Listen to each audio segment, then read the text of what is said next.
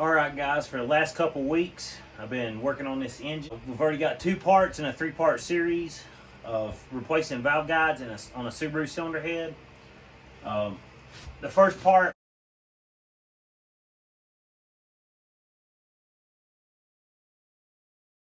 I took this engine out of the car, took it apart. I showed y'all how to get the valve guide out. The second part video,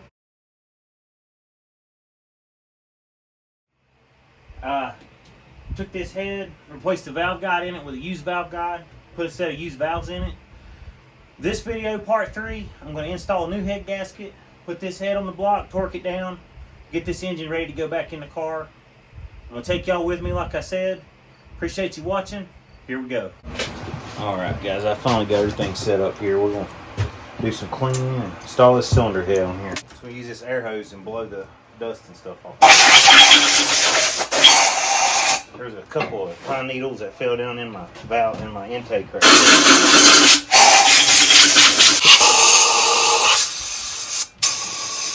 That's not something I would worry myself with. Just burn it up. I'm just going to take and wipe these cylinders out. They already got some oil residue left in them. They hadn't rusted sitting in here in my building. I think they'll be alright. After I blow out all these holes, make sure all these head bolt holes are blown out. Anytime you're doing a head gasket job on anything, you want to blow these holes out. Get them blown out good. Because if there's anything in there, especially if you're working like a 4-cylinder and the holes are down and there's something down in the bottom of the hole like oil, when you go to tighten the head bolt, it'll hydraulically lock the bolt and it won't allow it to tighten right. So you always got to make sure your head bolt holes are clean. This thing still has cross hatching marks in it where I re-ringed it and done a hone on it with a tool. So I'm going to flip this engine stand down. That's as far as it'll go. The bolts are hitting back here. But I'm going to flip it down as far as it'll go, stick it up like this so it's easier to get to everything. I'll just do it by hand. It's pretty clean. I rebuilt this engine not long back.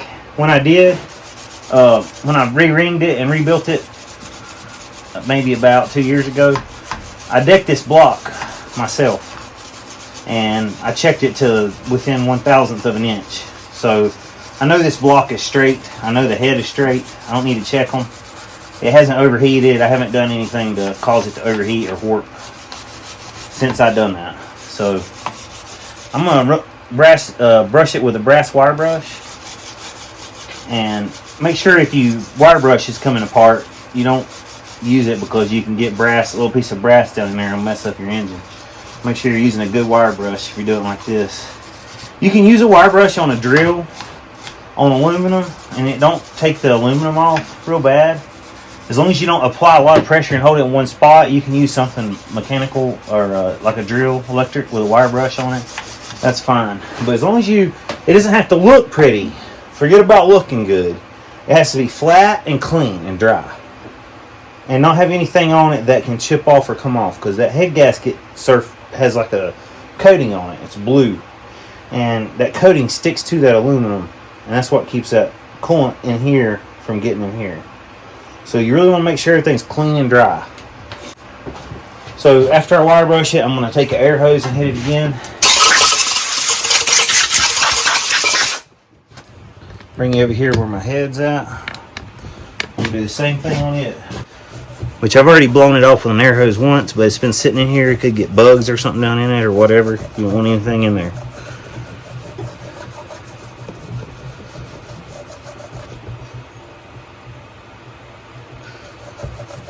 I sent this head to a machine shop one time. That was a mistake. I don't know if y'all remember on my last video I was talking about my machine shop complex. And I said that's for another video. I still think that may be for another video. I still may not be on that subject today. But I'm definitely going to get on the machine shop subject one day. It's going to cause a little bit of controversy probably. I'd like to get a little bit more followers before I do that. Alright, that's clean enough and dry enough. There's no oil, residue, dirt, debris, anything stuck to it, carbon, any buildup. You don't want nothing like that. So when you sit it down your new head gasket, it seals up tight. flip it back around here. Alright, Felpro had two different head gaskets for my car when we looked it up for this year model. One of them was different than the other. This head gasket right here, this part number from Felpro, is a 26415 PT. I ordered it for a 2000 Subaru Impreza with a 2.2. 09 to 98. So 98 to 2009 is what it's supposed to fit.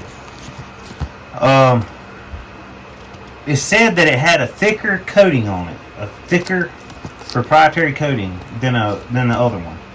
The regular head gasket from Felpro was like $50, and this one was like $68. I paid a little bit more. With this cylinder head, when I sent it to the machine shop, they put a bad surface on it, and I've never been able to take enough metal off to get that surface back the way it's supposed to be. So I'm using this one in place of the other one. So if you go to buy a head gasket and you do have a rough surface on either your head or your block, this may be something you want to think about. Felpro makes two different gaskets. I'm not sure about on this what kind of coating this is, but if it's got anything on it, on the coating that's not normal, like that had some kind of cardboard dust on it, you want to get that off. You want to leave anything on there.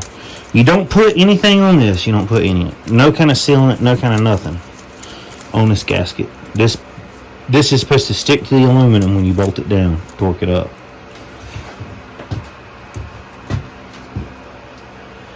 Go line this hole right here up with this hole right here.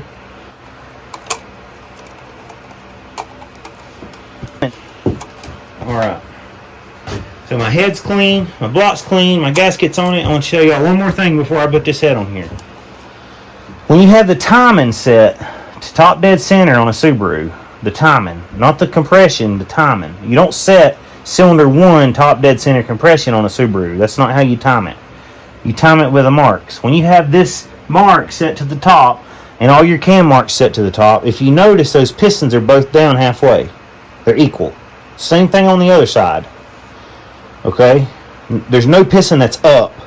So you cannot bend your valves. You can spin that camshaft 500 times and it won't bend your valves. So remember that if you're doing a head gasket job, you're worried about bending your valves because the timing belt's not on there.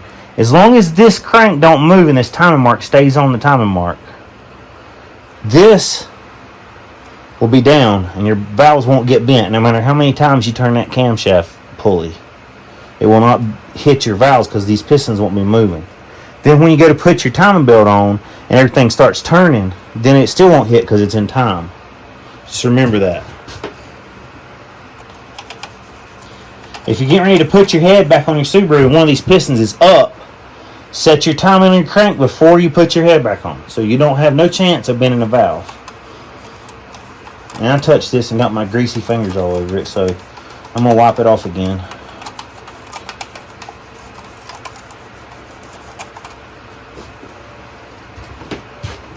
Alright, I'm going to take this cylinder head. I'm just going to sit it on here. See, it has dowels that hold it in place. Alright. 6 head bolts. Now on the newer engines, there'll be 2 head bolts that are darker. They have different readings, different numbers written on them. They're different. But on this one, they're all the same. And they already have oil on the threads. You need to put oil on the threads. But these already have some. I'm going to blow it off and put new oil on there. I'm going to blow it on for the air hose real fast. I'm going to take each one. Sometimes they still do even with oil on them, but you definitely want to put oil on them. Engine oil. Clean engine oil. So I'm going to take each head bolt and I'm going to dip it in oil on the threads. I'm going to drip the excess off of it in that bucket and I'm going to put it in here. Okay.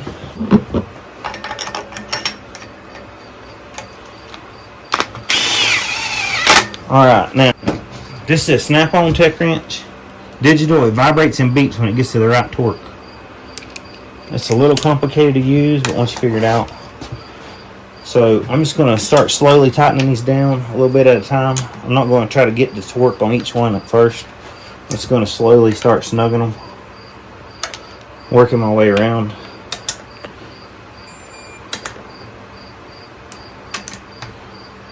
We're getting close. We're getting close. Alright, now I'm going to bring them up to 22.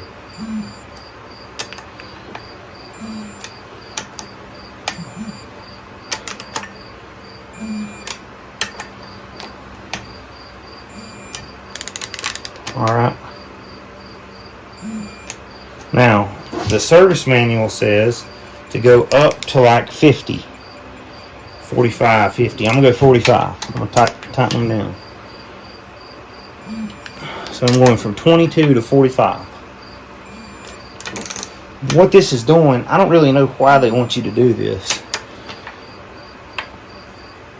But they tell you in a service manual on a Subaru to tighten these bolts down and then loosen them all back up. As long as I get them fairly close. It says to go back and unloosen them all by 180, then loosen them all by 180 again. Why? I'll never know. But that's what it says to do. That's what I'm going to do. Alright, now I want to go back to 22 foot-pounds again. Now, on some of the newer ones with the bolt that's different in the middle, they'll tell you to tighten everything to 22 except those two middle ones, and they'll tell you to tighten them to 11. And that's on the newer blocks. It didn't say that on my older block. So I don't really understand why. So I'm going to go to 22 on all of them. Alright, they're all at 22 foot-pounds, or a little bit more. Now, the rest of this is a degree. The reason they do this, the reason that it's a torque to yield is what they call it. But on a lot of torque to yield applications, you have to replace the bolts, they'll break. But on the Subaru, the way the bolts are made, they won't break if you reuse them.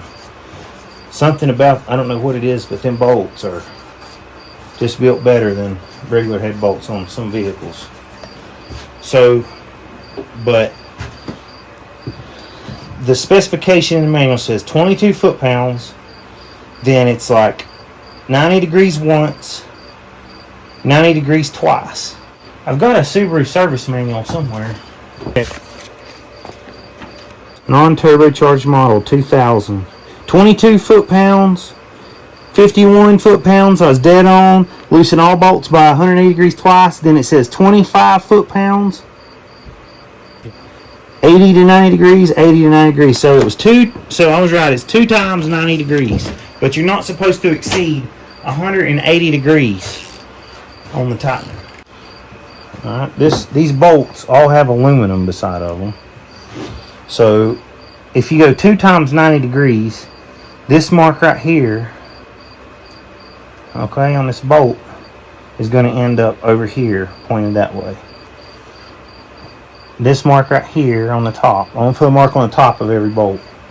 When I get done, they need to be facing straight down, no farther than that. Okay? These white marks I'm making on these bolts. This is how you get 180 degrees without using a torque angle gauge, and don't go too far.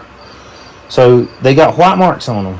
And actually, I wish I had my dang green permanent marker, because that'd be better. You can see it better. But I can see it, but I don't know if y'all can or not.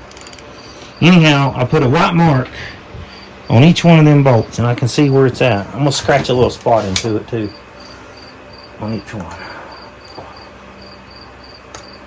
Alright.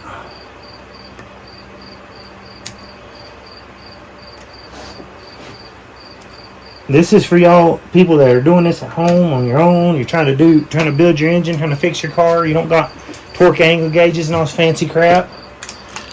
Alright, 90 degrees is a right angle. You learned that in school. So we're going to go 90. That's 90. Do the same thing here. 90. Okay. Now, 1, 2, I'm going to go here.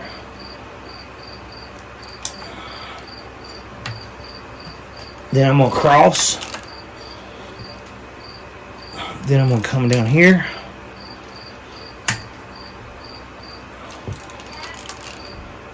I'm going to come over here. Alright, all those bolts are 90. They were pointing up, now they're pointing to the right. Now I'm going to go do the same sequence, and I'm going to go all of them until they're all pointing down. 90 more degrees. Now you can really feel it getting tight on this second 90.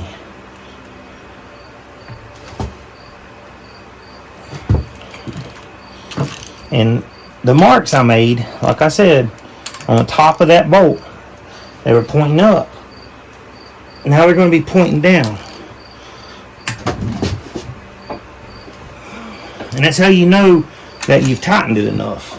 If each bolt is pointing down now, then you know you've tightened them all up. 1, 2, 3, 4, 5, and that one ain't done. That'll be the last one.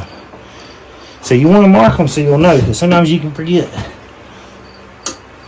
So that's 2 90s on each head bolt after I tightened it down to 22 foot-pounds. And that's really tight. It stretches that bolt. So that bolt's constantly holding pressure down that head. It's pulled so tight it's stretched. So now my head's on there. Now I've got to put my timing belt on. Alright, I told you guys in the last video that I was going to take this thing to work and press it in. And I forgot to do that. So I'm going to press it in here. Use a vise that's not mounted down to a bench. When you do this, don't get in a hurry. Don't put this thing in a press and push it really fast. You'll break it, mess it up. It's hydraulic. It's spring powered and hydraulic. But I want to get these holes lined up. There's a hole in this middle hydraulic piece sticking out right here. And then there's a hole in this aluminum. And I'm going to take a cotter pin. I'm going to stick it in there. I'm going to press this in until them holes line up. And then I'm going to allow that cotter key, however you want to say it, to slide down in that hole all the way through to the other side. I'll show y'all when it's done here. You just gotta take your time on this. Don't get in no rush. Just let the thing fall slowly in. Let's push it in slow. Don't push it real fast. It'll go. Just take your time. And then I'm gonna allow that cotter key, however you want to say it, to slide down in that hole all the way through to the other side. I'll show y'all when it's done here. You just gotta take your time on this. Don't get in no rush. Just let the thing fall slowly in. Let's push it in slow. Don't push it real fast. It'll go. Just take your time. See, I've got a cotter pin in there, so I can grab a hold of it and pull it out, and it's holding this down temporarily. You gotta have that pressed down or you're not gonna get that in. That's the last piece you put on your timing setup. Now, I've timed a lot of these engines. So, I know a lot about timing these engines. So, I might not do it the way the service manual says. I might not do it the way the Subaru guys, the Subaru dealerships do it.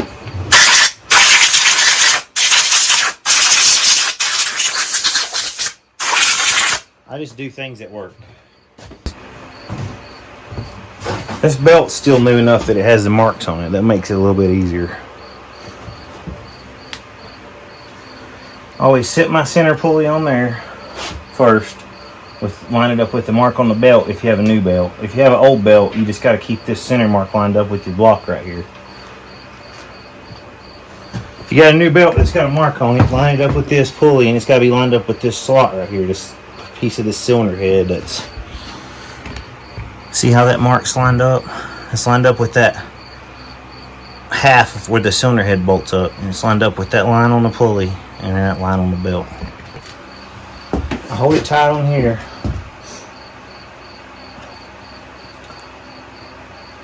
Okay.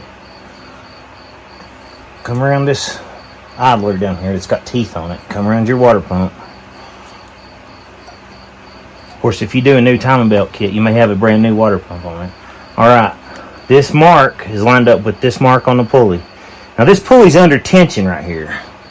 This pulley on this side is under a lot of tension. It's sitting right on top of the camshaft lobe when it's right here. One of the valves is all the way open. So if it moves a little bit, it'll fly over.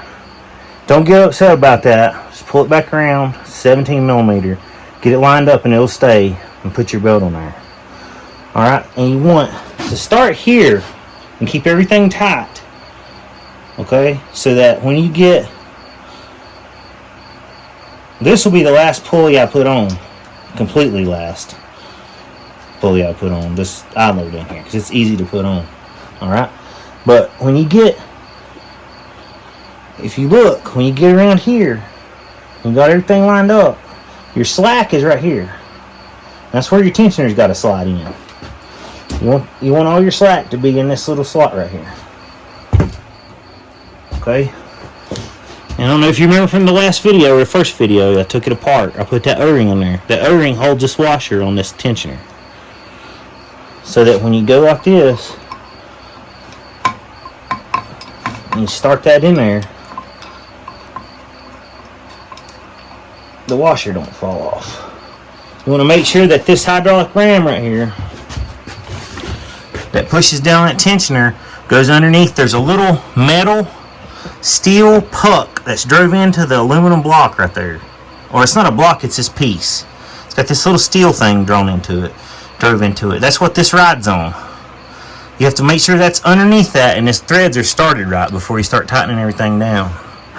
And you want to go by hand because you can cross thread the crap out of that really easy. So what I like to do is just get a small 3/8 ratchet.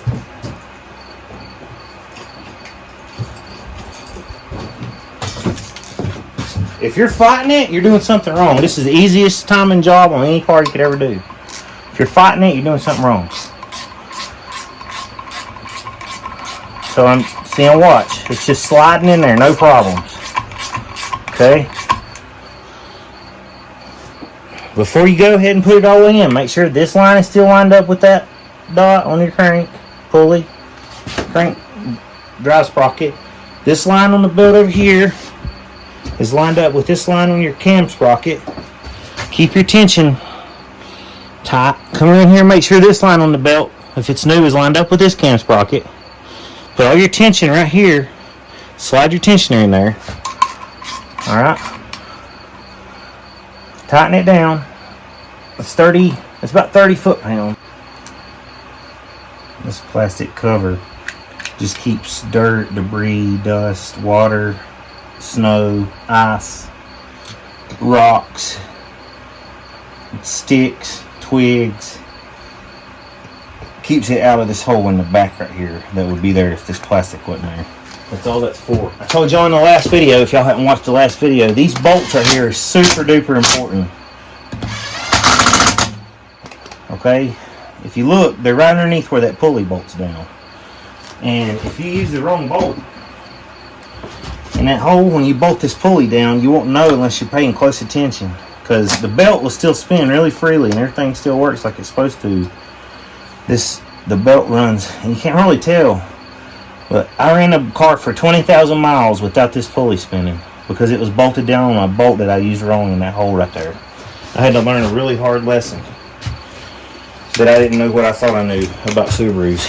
And if you're doing this, and especially if you're doing this trying to save money doing your own work, please listen to me, heed my advice. When you take these bolts out of this cover, make sure you don't lose them. Make sure you put the right ones back in there. I can torque these, but I just tighten them because I know about how tight they need to be. I've done it a lot, so I know how tight it's got to be. As long as all three of these marks are straight up, you're really close. And it's really hard to get screwed up. But on any engine that you just put a timing belt on, you want to take and just slowly turn your engine over. Make sure you got the same amount of compression feels that you feel for the amount of cylinders you have. I just turned it over and I just felt 4 compression cycles. So it's working, everything's working. Now if you don't got your plugs in there, of course you won't feel no compression. But you can hear it sucking and boiling, alright? Now when you get pull it all the way around here, and you double check your timing after you turn it over a few times to make sure everything's still lined up. So I'm gonna line them marks up. There's a mark on the block, mark on that crank sprocket, mark here's lined up with that slot. Now your timing belt groove marks, timing belt lines won't be lined up anymore after you spin it. And that is lined up with that slot and that cover, so we're dead on. And that's all you gotta do. That's dead on. I brought home my filler gauges. I'm gonna spin this back up to the top. I gotta put this valve cover back on, but I gotta adjust my valves before I do that. So what I like to do is I like to watch that cam. Once your exhaust closes and your intake opens, okay? Then when your intake closes, your piston's all the way down. Now it's coming back up to the top. You want it on top dead center.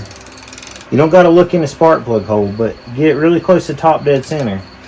And then all 4 of your valves on that cylinder you was looking at should be ready to adjust. And these may already be good because they were adjusted good. It wasn't ticking or making any noise. But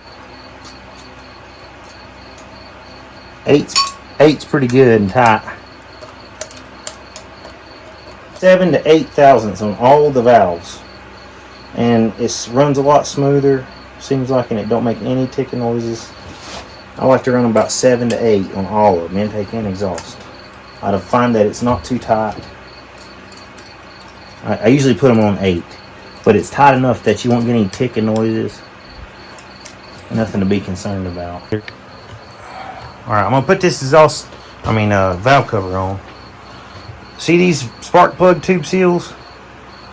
You want to get them clean and dry, and what I like to do, I like to use RTV on them because it's really pain in the ass whenever oil gets down in your spark plug tubes, in my opinion. I really just find a little bit in there and then take my finger and run it around the inside.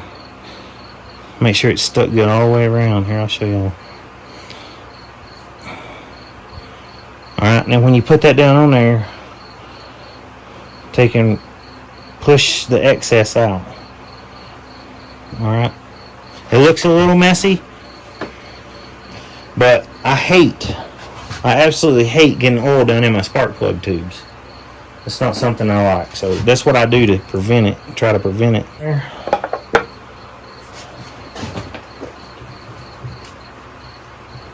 Get my bolt started.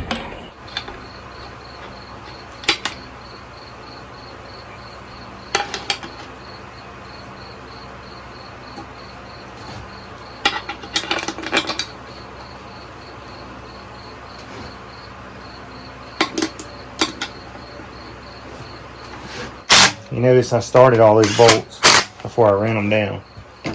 I made sure they were going in good and smooth before I ran them down. Take and wipe off any of that excess RTV that pushed out. So at this point, I'm going to put the front timing cover back on it. Alright guys, I found my timing cover. One thing I want to urge to you about these timing covers, they got all these rubber seals and gaskets on them. Engine rebuild kits sometimes come with that stuff. If you buy like a whole rebuild kit, it's not a bad idea to try to spend a little bit of time getting all these rubber gaskets to fit back around these timing covers. Sometimes they have oil or power steering fluid on them, And they swell. And it's hard to get them in there, and you'll get frustrated or aggravated with them. and you'll want to give up and not worry about it. But I promise you it matters on this timing belt, the life of this timing belt, because if something gets in there like a little pebble, it can really grind that belt up bad.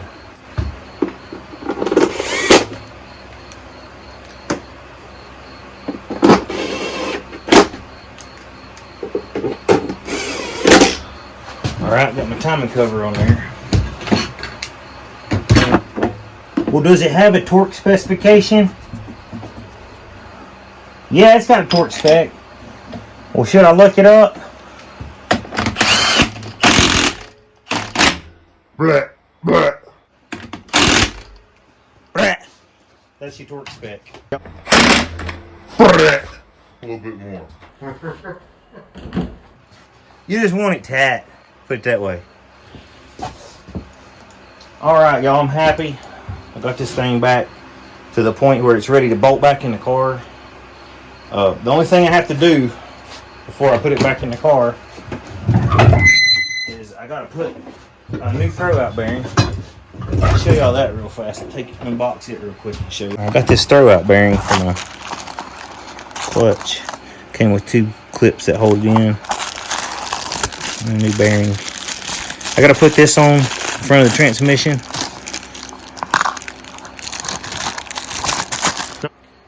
Alright guys, it's looking like I'm going to have to make this into a 4-part series instead of a 3-part video series. But I like making these videos. I like doing this work. I like keeping my car running. I like being able to teach other people how I do things the right way on Subarus. I find them a joy to work on. I find them easy to work on. But really just putting this knowledge out there for people to have for the value is why I'm doing this, and because I enjoy it.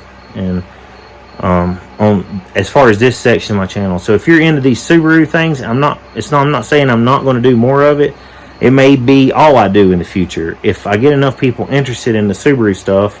If you hit the like button, share my videos, subscribe, and you know, if I get enough people interested in it, then I'll start putting turbochargers on Subarus, building Subaru engines that are fast. It doesn't bother me. I like it. I enjoy it. But y'all just let me know. Give me some feedback. I really appreciate all my subscribers. If you're a subscriber and you're watching this, I really appreciate you subscribing to my channel. It's awesome you're watching. I'm glad you're watching. You can share it with your friends. Tell them I've got a YouTube channel going. I like to get 1,000 subscribers and get eligible for monetization and move on forward in this YouTube journey that I'm taking. But it's kind of hard. If anybody's never done it, they'll understand when they start trying to do it. But anyway, this is what I've got so far on this engine rebuild. I put it all back together. It's pretty much ready to bolt back in the car, ready to go. I'm not going to do that tonight. I'm wore out. I've been working all week on cars. My hands are wore out. They're hurting. So that's the end of that for today. I really appreciate y'all for watching. If you've watched this far, I mean, really, y'all 100. I appreciate y'all. I hope y'all have a good day, and stick with me. And if I get big, I'll take y'all with me. We're going to go do some stuff together. But talk to you later.